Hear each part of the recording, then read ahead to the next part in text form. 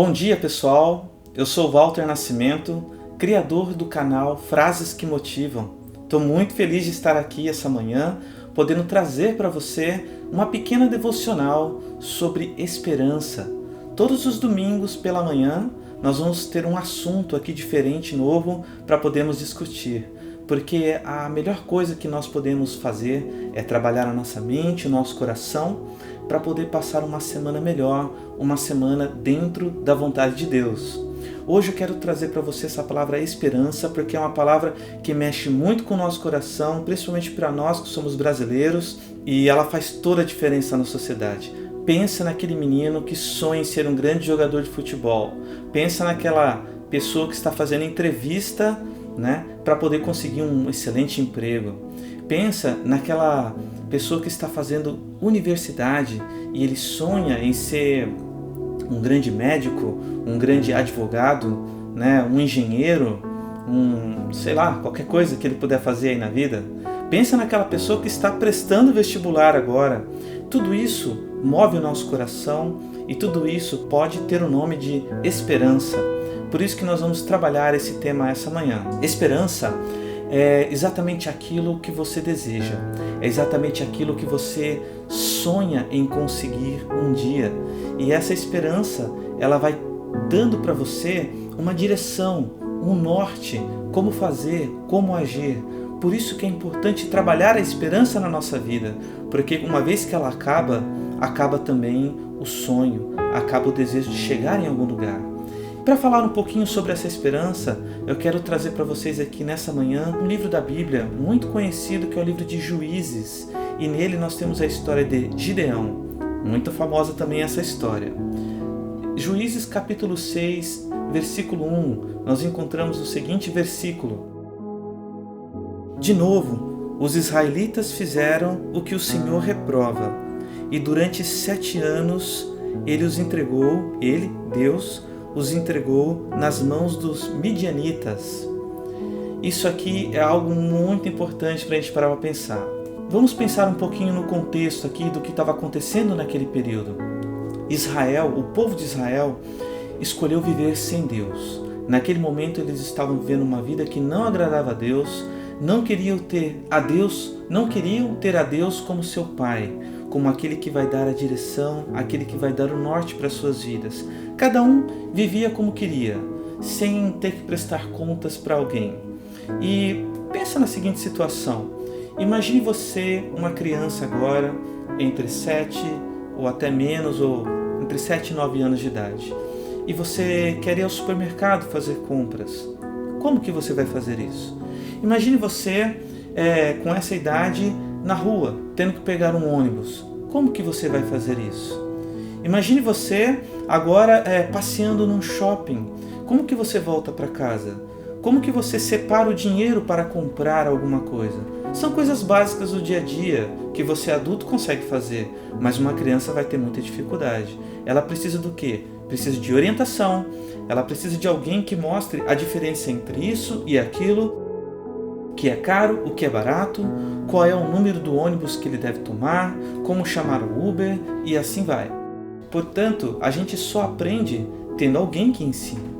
Não é verdade? Desde criancinha, os nossos pais cuidaram da gente. E é assim que Deus olha para Israel, como um pai que está desejoso em ensinar, em educar, mas o povo rejeita esse pai. E por causa disso, Deus, naquele período, é como se Deus os tivesse abandonado.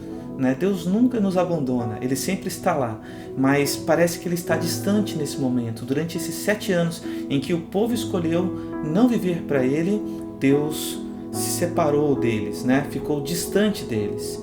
E o povo começa a sofrer. Por quê? Porque a agricultura naquele período era essencial para viver. Não tinha supermercado.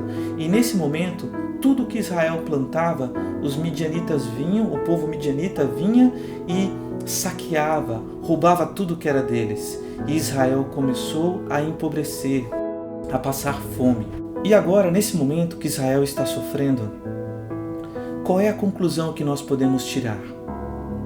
Viver sem Deus é viver uma vida sem a direção do Pai. E com isso, sem esperança. Vou falar de novo. Viver sem Deus é viver uma vida sem direção do Pai e com isso sem esperança. Como é triste você não ter a direção do Pai, não é verdade?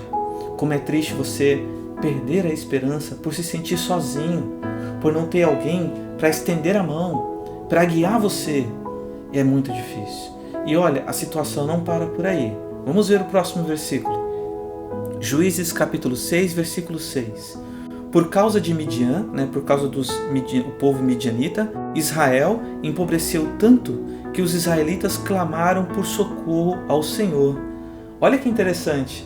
Israel se afasta de Deus, Israel busca viver do jeito que quer viver e por causa disso acaba sendo roubado, saqueado, tendo a sua comida roubada, saqueada, e agora eles empobrecem e eles voltam os olhos para o Senhor. Ou seja, aquela tristeza que estava movendo o coração deles, aquele momento de angústia, de falta do que precisa para viver, fez com que Israel se voltasse para Deus e clamasse por socorro. Que conclusão que nós podemos tirar também dessa situação que eles estavam vivendo? Por algum motivo, nos afastamos de Deus e perdemos a esperança, mas também por esse exato motivo, nos aproximamos de Deus. Exatamente aquilo que está afastando você de Deus hoje é exatamente aquilo que pode aproximar você de Deus novamente. Porque imagine, o seu coração começa a se entristecer, sentir um vazio, está faltando direção, está faltando esperança por causa do erro que você cometeu. Então, por causa desse erro que trouxe tudo isso no seu coração, na sua mente, você acaba voltando para Deus e desejando estar com Ele novamente, desejando o braço do Pai, o aconchego do Pai, estar debaixo das asas do Pai, da proteção do Pai, do carinho e do amor que só o Pai pode oferecer ao Filho. Por isso que é importante nós pensarmos nessa palavra esperança hoje. A esperança é quem move você e Deus pode renovar a sua esperança. E daí vem a pergunta, como que Deus pode renovar então essa esperança? Vamos seguir em frente. A solução está exatamente naquilo que Deus pode fazer.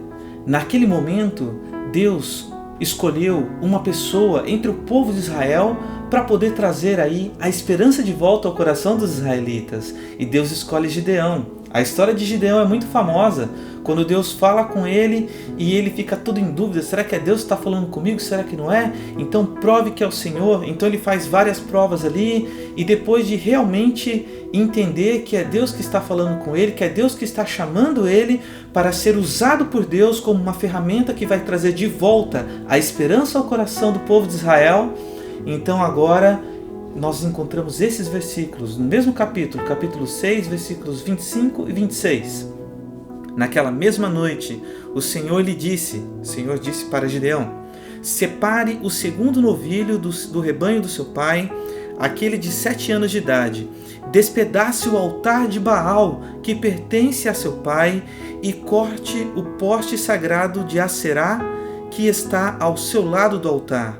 Depois faça um altar para o Senhor, o seu Deus, no topo desta elevação. Ofereça um segundo novilho em holocausto com a madeira do poste sagrado que você irá cortar. Olha que interessante aqui nesse momento. Deus está falando sobre o quê? Exatamente aquilo que afastou o povo de Israel dele, que é o pecado. O pecado é quando nós fazemos algo que não agrada a Deus, algo que está fora dos planos de Deus para as nossas vidas. O pecado é aquilo que faz você estar indo numa direção correta e você dá meia volta e começa a ir para a direção errada. E geralmente é numa direção contrária, oposta daquilo que Deus quer para você. Se Deus criou você, Deus sabe o que é melhor para você. É como um pai que olha para o filho, ele fala: filho, não faça isso, você vai se dar mal. E o filho vai lá e faz, e se dá mal. Filho, não vai lá, aquelas pessoas não são boas para você. E aí aquele filho vai e ele acaba se dando mal, tendo o coração machucado, sendo agredido, sendo humilhado por aquelas pessoas. O pai sabe o que é bom para o filho, mas nós humanos falhamos às vezes como pai. Mas Deus é o Pai que nunca falha, Ele é perfeito, Ele sabe o que é melhor para a sua vida. E nesse momento Ele está falando: filho, abandona o pecado. Abandone o pecado que te afasta de mim. Essa palavra de Deus, ela é tão forte, ela é tão poderosa, porque sem pecado, com pecado, nós não temos o relacionamento com o Pai. Nós temos apenas a distância do Pai. É como se o Pai, você sabe que Ele existe, mas Ele não está aqui. Ele não está aqui, Ele não está aqui.